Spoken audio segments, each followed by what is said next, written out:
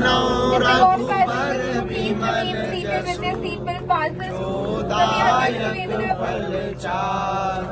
बुद्धिहीन तनु जानिके सुमिरौ पवन कुमार।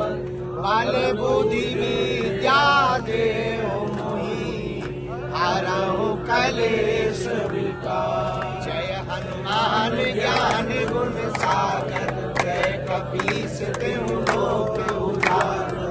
राम दूत अतुलित बल धामा अंजनी पुत्र पवन सुत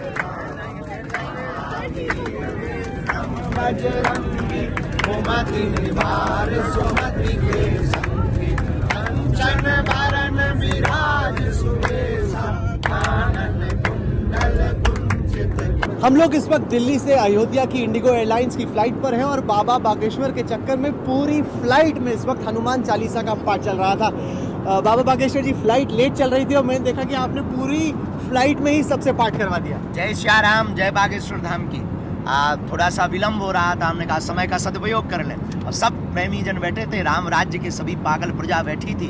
तो हम सब, हमारे राम राजा हैं, हम सब प्रजा हैं रघुनाथ जी के, और हमारे साथ रघुनाथ जी हैं। तो हनुमान चालीसा का पाठ करके समय का सदुपयोग किया। हनुमान चालीसा एक कोई हनुमान जी का पाठ तो है ही है, और वो एक तरंग है, वो एक हमारे मस्तिष्क को एक ऐसी सकारात्मक तरंग देता है जिससे मन बुद्धि एकदम खिल जाती है।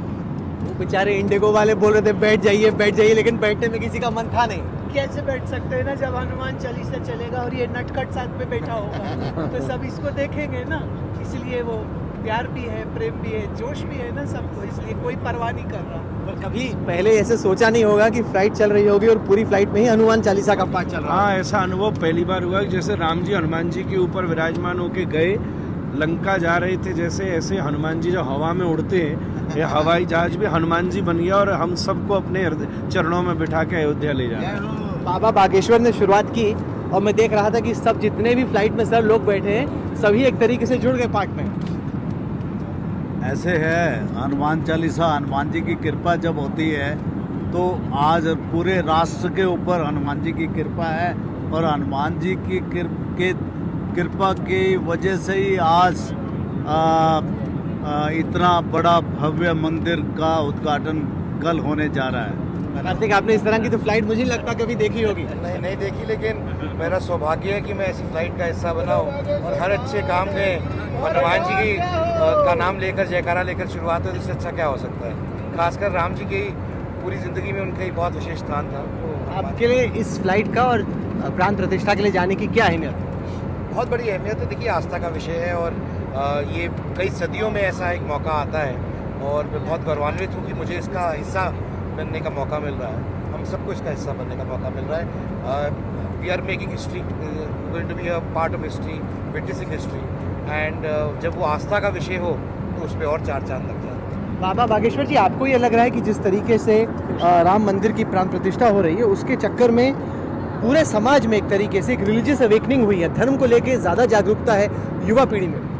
सनातन को लेकर के हमारा भारत विश्व गुरु क्यों कहलाता था? भारत विश्व गुरु सनातन के कारण ही कहलाता। यहाँ सब जागे, कुछ दिनों के लिए बादल मंडराए हुए थे, वह बादल छट गए। भगवान श्री राम जी सूर्यवंशी, और वो सूर्य उदय हो गया और भारत फिर से विश्व गुरु की ओर अग्रसर। हम धर्म की बात करके लोगों को बहला नहीं, हम ये नहीं कह रहे कि हम भारत के युवाओं को अकार्मिक बनाना चाहें। हम ये कहना चाह रहे हैं, आप अपने अधिकार को, अपने सनातन, अपनी पद्धति, अपनी संस्कृति को जानो, अपने राम को जानो। आप अपने राम को जानो, तब आप अपने आप को जानो, तब आप भारत की महिमा को जानो, और तभी आप भारत के कार्य के लिए आगे बढ़ पाओगे और भारत को विश्व गुरु बनाओगे। कई नई चीज़ें हम यहाँ पे देख रहे हैं। न केवल हनुमान चालीसा का पाठ हुआ, बल्कि साथ ही साथ वो बेचारी एयर होस्टेसेस काफ़ी परेशान है। उनको लग रहा है कि फ्लाइट उनके नियंत्रण से बाहर जाके राहुल जी, ऐसा तो अब हर फ्लाइट में होना चाहिए। राम राज्य का मतलब ही है, देखो हनुमान चालीसा मुस्कुराहट का विषय है, और मुस्कुराना सबको, देखो हंसना इंसानों के भाग्य में है, गधों के भाग्य में। अब जो गधे ना हंसे, हम तो भाई इंसान है, अपन तो मुस्कुराएंगे। अब वो हनुमान चालीसा और श्री राम, आप राम कहो, देखो चेहरे पे आपके भी स्माइल है, आप राम मंदिर जा रहे हैं, आपकी स्माइल भी जा नहीं रही है। दो प्रकार की स्माइल होती है, एक टीवी वाली, एक रियल वाली। ये रियल वाली पर उनका क्या, जो कि जिनको लगे कि ये ठीक नहीं है, मतलब एक अगर आप रिलीजन एक प्राइवेट मैटर है, अगर जैसे फ्लाइट में हो रहा है और किसी को लग रहा है कि यार ये हमें तो पसंद नहीं, फिर उनके कुछ लिए नहीं, वो अपने साथ में ईयरबड्स लेकर के चले, कान में लगा ले, नो प्रॉब्लम, हमें तो दिक्कत नहीं। हमारे भारत में इतनी अजानें हो रही हैं, हमें तो दिक्कत नहीं हुई। हमने तो कभी उनके हॉर्न नहीं फेंके, हमने तो कभी याचिका नहीं दी है कि ये बंद करो।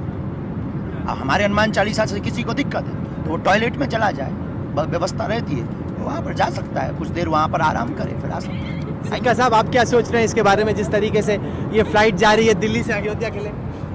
देखिए, कमाल ये है कि 500 साल पहले गुरु नानक जी अयोध्या गए थे और राम मंदिर में उन्होंने भजन गाए थे, और उसके बाद में जब उनको मुगलों ने, मुसलमानों ने उस पर कब्जा किया था तो निहंग सिखों ने उनको मार के भगाया था। बिल्कुल। ये भी देखिए क्या अचंभा है, आज 15 साल पहले आज तक ने मेरे साथ में एक छोटा सा रोल प्ले किया था जब हमने श्रीलंका में फिल्म बनाई थी मिल गए राम, और उसमें हमने प्रूफ से बताया था कि